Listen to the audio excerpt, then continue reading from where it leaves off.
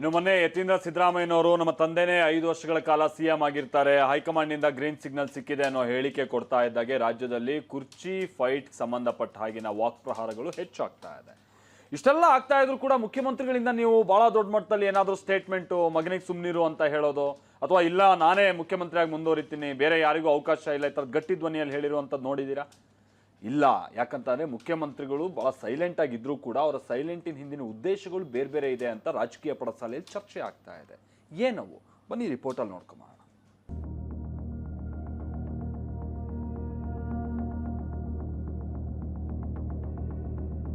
ಸಿದ್ದರಾಮಯ್ಯ ತೆಗಿತೀವಿ ಅಂತ ಯಾರು ಕೂಡ ಹೇಳಿಲ್ಲ.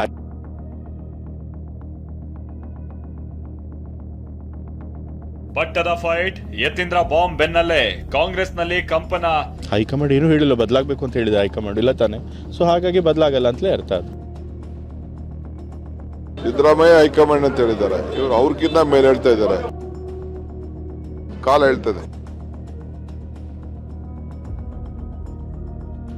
ಪವರ್ ಶೇರಿಂಗ್ ಸಿಎಂ ಡಿಸಿಎಂ ಗಷ್ಟೇ ಗೊತ್ತು ಎಂದ ಪರಮೇಶ್ವರ್. ಒಪ್ಪಂದ ಆಗಿದೆ, ಯಾರು ಹೇಳಿದ್ದು ಒಪ್ಪಂದ ಆಗಿದೆ ಅಂತ? ಅವ್ರು ಏನಾರ ಹೈಕಮಾಂಡ್ ಅವ್ರು ಹೇಳಿದಾರ? ನನ್ನ ಪ್ರಕಾರ ಹೈಕಮಾಂಡ್ ಅವರು ಕ್ಲಿಯರ್ ಆಗಿ ಸಿಗ್ನಲ್ ಕೊಟ್ಟಿದ್ದಾರೆ. ಹೈಕಮಾಂಡ್ ಸುಮ್ಮನೆ ಇದ್ದಾರೆ ಅಂತ ಅಂದಾಗ ನಾವೇನ್ ಅನ್ಕೊಳ್ಬೇಕು? 5 ವರ್ಷ ಸಿದ್ದರಾಮಯ್ಯ ಅವರು ಮುಖ್ಯಮಂತ್ರಿಗಳಾಗಿರ್ತಾರೆ ಅಂತ ನಾನು ನಂಬ್ತೀನಿ.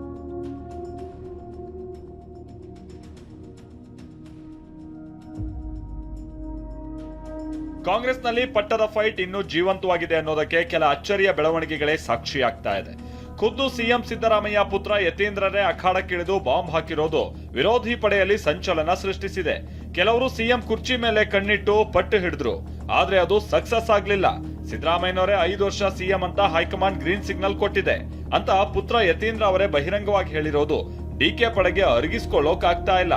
ನನ್ನ ಪ್ರಕಾರ ಹೈಕಮಾಂಡ್ ಅವರು ಕ್ಲಿಯರ್ ಆಗಿ ಸಿಗ್ನಲ್ ಕೊಟ್ಟಿದ್ದಾರೆ. ಅವರು ಬಾಯ್ಬಿಟ್ಟು ಹೇಳದೇ ಇರ್ಬೋದು, ಬಟ್ ಅವ್ರಿಗೆ ಕ್ಲಿಯರ್ ಆಗಿ ಸಿಗ್ನಲ್ ಕೊಟ್ಟಿದ್ದಾರೆ, ನಾವು ಇವಾಗ ಸದ್ಯಕ್ಕೆ ಯಾವುದೇ ಅದಕ್ಕೆ ಲೀಡರ್ಶಿಪ್ ಚೇಂಜ್ ಮಾಡಲ್ಲ ಅಂತ ಹೇಳಿ. ಸೊ ಹಾಗಾಗಿ 5 ವರ್ಷ ಸಿದ್ದರಾಮಯ್ಯ ಅವರು ಮುಖ್ಯಮಂತ್ರಿಗಳಾಗಿರ್ತಾರೆ ಅಂತ ನಾನು ನಂಬ್ತೀನಿ. ಅಸಲಿಗೆ ನಾಯಕತ್ವದ ಬಗ್ಗೆ ಬಹಿರಂಗ ಹೇಳಿಕೆ ಕೊಟ್ಟು ಡಿಕೆ ಟೀಮ್ ಕೆಂಗಣ್ಣಿಗೆ ಯತೀಂದ್ರ ಗುರಿಯಾದ್ರು. ಆದ್ರೆ ಪುತ್ರ ಪದೇ ಪದೇ ಹೇಳಿಕೆ ಕೊಡ್ತಾ ಇದ್ರು ಕೂಡ ಸಿಎಂ ಸಿದ್ದರಾಮಯ್ಯ ಮೌನ ವಹಿಸಿದ್ದರು. ನಾನೇ 5 ವರ್ಷ ಸಿಎಂ ಅಂತಿದ್ರು ಬಿಟ್ರೆ ಹೈಕಮಾಂಡ್ ಮಟ್ಟದಿಂದ ಏನೇನ್ ಸಂದೇಶ ಬಂದಿದೆ ಅನ್ನೋದನ್ನ ಎಲ್ಲೂ ರಿವೀಲ್ ಮಾಡಿರ್ಲಿಲ್ಲ. ಏನೇ ಇದ್ರೂ ಹೈಕಮಾಂಡ್ ನೋಡ್ಕೊಳ್ಳುತ್ತೆ ಅಂತ ಸಿದ್ದರಾಮಯ್ಯ ಉತ್ತರಿಸ್ತಾ ಇದ್ರು. ಸಿದ್ದರಾಮಯ್ಯ ಸಿಎಂ ಸ್ಥಾನದಲ್ಲಿ ಇರೋದ್ರಿಂದ ಪಕ್ಷಕ್ಕೆ ಒಂಚೂರು ಡ್ಯಾಮೇಜ್ ಆದ್ರೂ ಕಷ್ಟ, ಏನೇ ಸಮಸ್ಯೆ ಆದ್ರೂ ತಮ್ಮ ಮೇಲ್ ಬರುತ್ತೆ ಅಂತ ಸಿದ್ದರಾಮಯ್ಯ ಎಚ್ಚರಿಕೆ ಹೆಜ್ಜೆ ಇಡ್ತಾ ಇದ್ರು. ಮುಂದಿನ ಸಿಎಂ ಡಿಕೆ ಅಂತ ಡಿಕೆ ಬಣ ಎಷ್ಟೇ ಹೇಳಿದ್ರು ಯಾವುದೇ ರೀತಿ ಸಿದ್ದರಾಮಯ್ಯ ಟ್ರಿಗರ್ ಆಗದೆ ಹೈಕಮಾಂಡ್ ಏನ್ ನಿರ್ಧಾರ ಮಾಡುತ್ತೆ ಅದೇ ಅಂತಿಮ ಅನ್ನೋ ಮೂಲಕ ತಮ್ಮದೇ ಆದ ರಣತಂತ್ರವನ್ನ ರೂಪಿಸಿದ್ರು. ಇದೀಗ ದಾಖಲೆಯ 17ನೇ ಬಾರಿಗೆ ಬಜೆಟ್ ಮಂಡಿಸೋದಕ್ಕೆ ಸಿಎಂ ಸಿದ್ದರಾಮಯ್ಯ ಸಿದ್ಧತೆ ನಡೆಸ್ತಾ ಇದ್ದಾರೆ. ಇದೇ ಹೊತ್ತಲ್ಲೇ ಬೇರೆ ಸಂದೇಶ ಹೋಗಬಾರ್ದು ಅಂತ ಸಿಎಂ ಎಚ್ಚರಿಕೆಯ ಹೆಜ್ಜೆಯನ್ನ ಇಡ್ತಿದ್ದಾರೆ. ಯಾರೋ ಹೇಳಿಕೆ ಕೊಟ್ರೆ ಸಿಎಂ ಬದಲಾವಣೆ ಆಗಲ್ಲ ಅಂತ ದಿನೇಶ್ ಗುಂಡೂರಾವ್ ಹೇಳಿದ್ರೆ ಗೃಹ ಸಚಿವ ಪರಮೇಶ್ವರ್ ಹೈಕಮಾಂಡ್ ಎಲ್ಲವನ್ನೂ ಗಮನಿಸ್ತಾ ಇದೆ ಅಂದ್ರು. ಯಾರೇನಾದ್ರು ಹೇಳಿಕೆಗಳು ಕೊಟ್ರೆ ಅದರಿಂದ ಬದಲಾವಣೆ ಅಥವಾ ಇನ್ನೊಂದು ಆಗುವಂತದ್ದು ಏನು ಪ್ರಶ್ನೆ ಬರೋದಿಲ್ಲ. ಇದು ಪಕ್ಷದ ಹಿತದೃಷ್ಟಿಯಿಂದ ಮುಂದೆ ಏನ್ ಮಾಡ್ಬೇಕು ಅದು ಹೈಕಮಾಂಡ್ ಮಾಡೇ ಮಾಡ್ತದೆ. ಅದ್ರ ಬಗ್ಗೆ ಈಗ ಮಾತಾಡುವಂತ ಅವಶ್ಯಕತೆ ಇಲ್ಲ. ಇದೇನೇ ಇದ್ರೂ ನಾವೆಲ್ಲರೂ ಒಂದಾಗಿದ್ದೀವಿ.